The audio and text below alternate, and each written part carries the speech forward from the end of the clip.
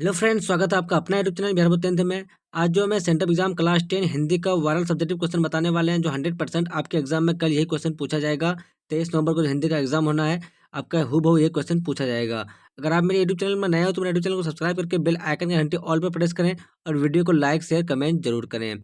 देख लीजिए, पहला नंबर में गद्यांश है आपका। तो आपको मैं क्वेश्चन दिखा दिया हूँ और मैं आपको डायरेक्टली सोल्यूशन बताऊंगा। यानी पहला नंबर का आपका उत्तर जो होगा, एक का कौ का हम उसका आंसर बनाए हैं। तो एक का जो कौ का 1 नंबर का उत्तर होगा आपका, हम कैसे युग में जी रहे हैं। तो इसका जो आंसर हो जाएगा, हम एक ऐसे युग में जी रहे हैं जहाँ एक तरफ भौतिक समृद्धि समृद्धि अपनी ऊंचाई पर है, तो दूसरी तरफ चारित्रिक पतन की गहराई है। अगला नंबर क्वेश्चन क्या, दूसरा नंबर है, मानव किस चीज की नई परिभाषाएं खोजता रहता है। इसका जो उत्तर हो जाएगा आपका, आधुनिक आधुनिकीकरण में उलझा मानव सफलता की नित नई परिभाषाएं खोजता रहता है और अपनी अंतहीन इच्छाओं के रेगिस्तान में भटकता रहता है।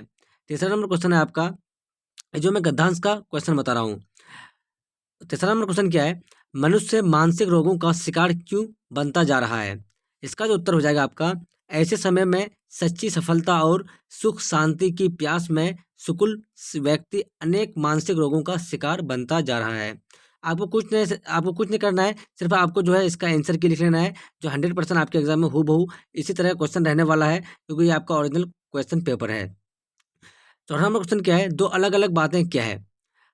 इसका उत्तर हो जाएगा आपको, हम में से कितने लोगों को इस बात का ज्ञान है कि जीवन में सफलता प्राप्त करना और सफलता जीवन जीना दोनों में दो अलग अलग बातें हैं।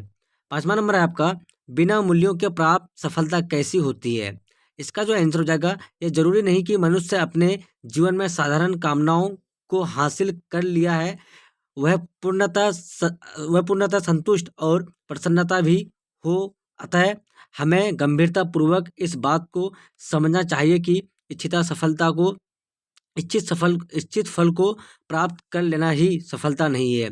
जब तक हम अपने जीवन में नैतिक व आध्यात्मिक मूल्यों का सिंचन नहीं करेंगे, तब तक यथार्थ सफलता पाना हमारे लिए मुश्किल ही नहीं है, अपितु असंभव कार्य हो जाएगा, क्योंकि बिना मूल्यों के प्राप्त सफलता केवल केवल झंड भंगूर सुख के समान रहती है।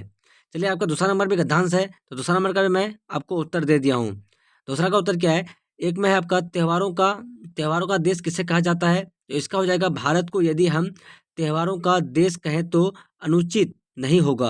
हमारे देश में वर्ष भर त्योहारों की घूम धूम मची रहती है। दूसरा क्वेश्चन है आपका, बदलते मौसम के साथ क्या मनाया जाता है। हर बदलते मौसम के साथ ही कोई ना कोई त्योहार अवश्य मनाया जाता है। चलिए, तीसरा नंबर क्वेश्चन क्या है आपका, त्योहारों हमें क्या संदेश देते हैं। ये त्योहार एक और हमें ऋतु परिवर्तन संदेश देते हैं, तो दूसरी तरफ उसके स्वागतार्थ हम में उत्साह उमंग का संचार करते हैं। कुछ त्योहार धार्मिक दृष्टि से महत्वपूर्ण है। अगला नंबर क्वेश्चन है आपका, चौथा नंबर, भारत में किसकी पूर्ण स्वतंत्रता है। ये सभी हमें एकता प्रेम भाईचारा एवं सौहार्द का संदेश देते हैं। वैसे भी हमारे देश में लगभग सभी धर्मों के निवासी हैं। भारत में सभी धर्मों का सम्मान प्राप्त है। सभी धर्मों के सभी धर्मों के अनुयायियों को अपना धर्म पालन की पूर्ण स्वतंत्रता है। चलिए, पांचवा नंबर क्वेश्चन क्या है, सभी त्योहारों को पूरा देश कैसे मनाता है। यह कारण है कि सभी त्योहारों को पूरा देश मिलजुल कर प्रसन्नता से मनाता है। चलिए, तीसरा नंबर क्या है, चलिए आपको मैं एक और दो में जो आपका गद्यांश है मैं उसका सॉल्व कर दिया हूँ। अब तीसरा नंबर में आपका है, मेरा विद्यालय, यानी इसका जो है निबंध लिखना है, यानी 250 से 300 शब्द में लिखना है। तो मैं मेरा विद्यालय में क्या क्या है, भूमिका है सबसे पहले एक में। तो इसका हम क्या लिखे हैं, जिंदगी का सबसे महत्वपूर्ण समय होता है हमारा बाल्यकाल। यही वो समय होता है जब हम केवल खुद के लिए जीते हैं, दोस्त बनाते हैं, दोस्तों के साथ हंसते हैं, रोते हैं, जीवन का असली आनंद अनुभव करते हैं। इन सब दुखी इन सब खुशी के पलों में हमारा विद्यालय हमारे साथ होता है।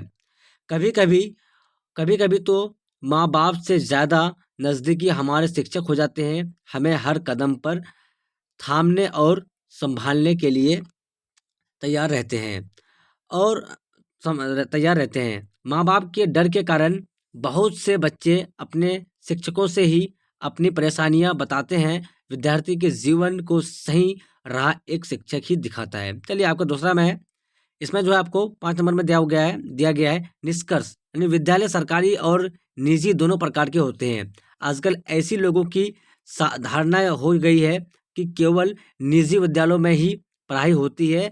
यह धारणा यह धारणा गलत है। इसी बात का लाभ ढेरों विद्यालय वाले उठाते हैं। हर माता पिता अपने बच्चों को श्रेष्ठ शिक्षा देना चाहते हैं, किंतु सबकी हैसियत इतनी नहीं होती कि वह इन विद्यालयों की मोटी शुल्क राशि राशि को भर सकें। चलिए आपको इनमें जो है तीसरा आपका जो है समस्या, एक समस्या है इसमें। मेरा विद्यालय में तीन तीन पार्ट में बांटा गया है, तो तीनों का हमको जवाब देना था। तो तीसरा क्या है आपका सफल समस्या है। मेरा विद्यालय की समस्या यह है कि मेरा स्कूल में शिक्षक कम होने के कारण पढ़ाई कम होती है और विद्यालय के रूम, टेबल, कुर्सी, ब्लैक बोर्ड इत्यादि की कमी के कारण मेरा विद्यालय में पढ़ाई कम होती है। मेरे विद्यालय में इसी प्रकार की बहुत सारी परेशानियां होती है। चलिए चौथा नंबर आपको क्या पूछा है? आपको चौथा नंबर पूछा है आपने क्या पूछा है? अपने मित्र को एक कोविड-19 की क्या लिखना है आपको? एक क्या लिखना है आपको? पत्र लिखना है। तो इसमें क्या है आपको लेटर लिखना है जो है चौथा नंबर में हम उसको आपको एक पत्र पत्र जो लिखने कहा है, मैं उसका पत्र भी लिख दिया हूँ। चौथा नंबर में आपका, तो मैं डायरेक्ट आंसर बताया हूँ इसका, यानी पूर्णिया दिनांक 23/11/2023 प्रिय प्रिय प्रिय सुखी प्रियंका, यानी प्रियंका को हमने लिखा है। तो प्रिय सुखी प्रियंका, सप्रेम नमस्ते।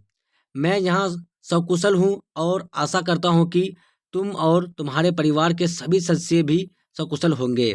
मैं थोड़ा घबराया हुआ था क्योंकि आजकल कोरोना वायरस के कारण लाखों लोग अस्पताल में भर्ती है, क्या हज़ारों लोगों की मृत्यु हो गई है। इसलिए जितना हो सके घर में रहो। क्या लॉकडाउन क्या लॉकडाउन का पालन करो, घर को साफ सुथरा रखो और नियमित समय पर अपने हाथ को साबुन से धोते रहो। इस वायरस की अब तक कोई दवा नहीं बनी है जिसमें लोग संक्रमित होने से बच सके। इसलिए इस समय खुद का बचाव ही एक मात्र उपाय है। अपना और अपने परिवार का ध्यान रखो। चाचा चाची को मेरा प्रणाम कहना तथा थोड़ा प्यार देना। हमारा प्रिय दोस्त आनंद। चलिए मैं 1 से 4 तक का सॉल्व कर दिया हूँ क्वेश्चन, जो सब्जेक्टिव क्वेश्चन आपको जो पूछा जाए कल हिंदी का एग्जाम में। तो अगर आप मेरे यूट्यूब चैनल में नए हो तो मेरे यूट्यूब चैनल को सब्सक्राइब करके बेल आइकन का घंटी ऑल पर प्रेस करें। वीडियो को लाइक शेयर कमेंट जरूर करें।